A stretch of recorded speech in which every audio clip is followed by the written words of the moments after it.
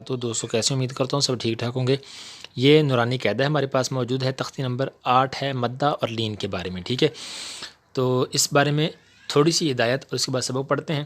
کہتے ہیں الف واو یا یہ حروف مدہ ہیں، ٹھیک ہے۔ الف سے پہلے زبر ہو تو الف مدہ، واو ساکن سے پہلے پیش ہو تو واو مدہ، یا ساکن سے پہلے زیر ہو تو یا مدہ ہوگی، اور ان کو کھینچ کے پڑھنا ہے، ٹھیک ہے۔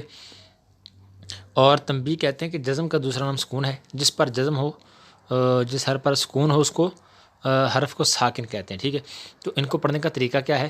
با زبر الف با، با پیش وا بو، با زیر یا بی، با بو بی، تا زبر الف تا، تا پیش وا تو، تا زیر یا تی، تا تو تی، ٹھیک ہے۔ تو اس طرح سے یہ پوری تختی پڑھنی ہے، اور جو واو کے آگے الف لکھی ہوئی نا اس کو نہیں پڑھنا، ٹھیک ہے۔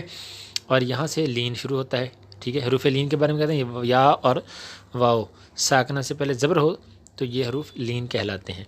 ان کو کھینچنا نہیں ہے، پیچھے کھینچا تھا نا ان کو نہیں کھینچنا، اور جھٹکا بھی نہیں دینا، اور مجہول پڑھنے سے بچایا جائے، ٹھیک ہے۔ یہ نرمی سے ادا ہوتے ہیں اس لیے ان کو لین کہا جاتا ہے۔ تو ان کو کیسے پڑھنا ہے؟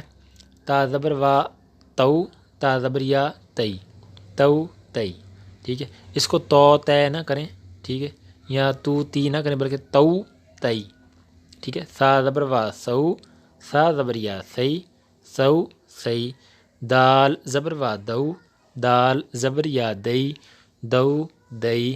اسی طرح سے اس تختی کو پڑھنا ہے، اور یہ تختی آخر تک کہاں مکمل ہوتی ہے؟ یو یہی تک، یا زبر وا یو، یا زبر یا یئی، یو یئی۔ یاد رکھیں ان کو، یو یہ مو میں اس طرح نہیں بلکہ مئو ہونٹ گول ہو جائیں، مئی، وو وئی، قو قئی، ٹھیک ہے۔ اور کوشش کرنی حرف کا بھی آپ نے خیال رکھنا ہے۔ تو امید کرتا ہوں آپ کو سمجھ آئی ہوگی اور آپ کے لیے بالکل آسان ہے۔ کچھ پوچھنا ہو تو آپ کامنٹ میں رابطہ کر سکتے ہیں۔ جزاک اللہ خیرہ، ملتے ہیں اگلے کلپ کے اندر، تب تک کے لیے اللہ حافظ، السلام علیکم ورحمۃ اللہ وبرکاتہ۔